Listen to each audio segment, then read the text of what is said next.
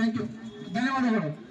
ನಾಡ ಪರ ಹೋರಾಟಕ್ಕೆ, ರೈತ ಪರ ಹೋರಾಟಕ್ಕೆ, ಮೇಕೆದಾಟು ಹೋರಾಟಕ್ಕೆ, ಮೇಕೆದಾಟು ಹೋರಾಟಕ್ಕೆ, ಕಸ್ತೂರಿ ಕರ್ನಾಟಕ ಜನಪರ ವೇದಿಕೆ ಹೋರಾಟಕ್ಕೆ, ನಾಡ ಪರ ಹೋರಾಟಕ್ಕೆ, ಕನ್ನಡಿಗರ ಹೋರಾಟಕ್ಕೆ, ರಮೇಶ್ ಗೌಡರ ನೇತೃತ್ವದ ಹೋರಾಟಕ್ಕೆ, ಬೇಕೇ ಬೇಕು ಮೇಕೆದಾಟು, ಮೇಕೆದಾಟು, ಮೇಕೆದಾಟು, ಮೇಕೆದಾಟು, ಮೇಕೆದಾಟು, ಮೇಕೆದಾಟು.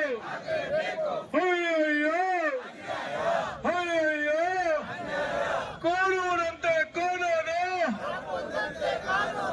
ಸರ್ಕಾರ ಅಂತೆ ಸರ್ಕಾರ, ಮೇಕೆದಾಟು ಯೋಜನೆ ಮಾಡಿದ ರಾಜ್ಯ ಸರ್ಕಾರಕ್ಕೆ, ಮೇಕೆದಾಟು ಯೋಜನೆಗೆ ಅನುಮತಿ ಕೊಡದ ಕೇಂದ್ರ ಸರ್ಕಾರಕ್ಕೆ,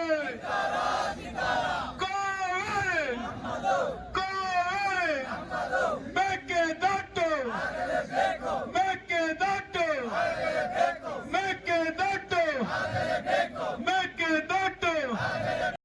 ಮುಖ್ಯವಾಗಿ ಮೇಕೆದಾಟು ಯೋಜನೆ ಆಗ್ಬೇಕು ಅನ್ನುವಂಥದ್ದು. ನಮ್ಮ ರಾಜ್ಯದ ಜಲಾಶಯಗಳು ತುಂಬಿ ಕಾವೇರಿ ಪ್ರಾಧಿಕಾರದ ತೀರ್ಪಿನ ಮೇಲೆ ನೀರನ್ನು ಕೊಟ್ಟು ಕೂಡ 100 ಟಿಎಂಸಿ ನೀರು ಹೆಚ್ಚು ತಮಿಳುನಾಡು ಹೋಗ್ತಾ ಇದೆ, ಸಮುದ್ರದ ಪಾಲಾಗ್ತಾ ಇದೆ. ಆ ನೀರನ್ನ ಈ 67 ಟಿಎಂಸಿ ನೀರನ್ನು ಸಂಗ್ರಹಿಸಿಕೊಳ್ಬಹುದಂತ ಅವಕಾಶವನ್ನ ಸರ್ಕಾರ ಕೈ ಚೆಲ್ಲಿದೆ. ಕೇಂದ್ರ ಸರ್ಕಾರ ಮನಸ್ಸು ಮಾಡ್ತಿಲ್ಲ, ತಮಿಳುನಾಡು ತೆಗೆತಾ ಇದೆ.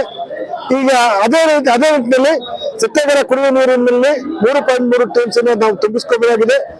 ಮತ್ತು ಮಂಡ್ಯದಲ್ಲಿ, ರಾಮನಗರದಲ್ಲಿ ಇವತ್ತು ಕೆರೆಗಳು ಖಾಲಿ ಇವೆ. ಅಲ್ಲಿ ಕಬಿನಿ, ಹಾರಂಗಿ ಜಲಾಶಯಗಳು ತುಂಬಿ ಹೋಗ್ತಾ ಇವೆ. ಸರ್ಕಾರ ತನ್ನ ರಾಜಕೀಯ ಅಧಿಕಾರಕ್ಕೋಸ್ಕರ ಈ ಒಂದು ನೀರಿನ ವಿಚಾರದಲ್ಲಿ ಗಂಭೀರವಾಗಿ ತೊಡಗಿಲ್ಲ ಅಂತೇಳಿ ಇವತ್ತು ಹೋರಾಟ ಮಾಡ್ತಾ ಇದ್ದೀವಿ. ಈ ಹೋರಾಟವನ್ನ ಪರಿಗಣಿಸ್ತಾನೆ ಇದ್ರೆ ನಾವು ಮಂಡ್ಯ ಜಿಲ್ಲೆಯ ಮತ್ತು ರಾಮನಗರ ಜಿಲ್ಲೆಯ ಎಲ್ಲ ಜನರು ಬೀದಿಗಿಳಬೇಕಾಗ್ತದೆ ಅಂತೇಳಿ ಎಚ್ಚರಿಕೆಯನ್ನು ಕೊಡ್ತಾ ಇದೀವಿ. ಅದೇ ನಾವು ಈಗ ಮುಂದಿನ ಕ್ರಮ ಕೈಗೊಳ್ಳಲು ನಾವು ನದಿ ನಿಲ್ಬೇಕಾಗ್ತದೆ. ಯಾಕಂದ್ರೆ ನದಿಯಲ್ಲಿ ನಿಂತು ನೀರಿನ 100 ಟಿಎಂಸಿ ನೀರನ್ನ ತಮಿಳುನಾಡು ಬಿಡ್ತಾ ಇದ್ದಾರೆ.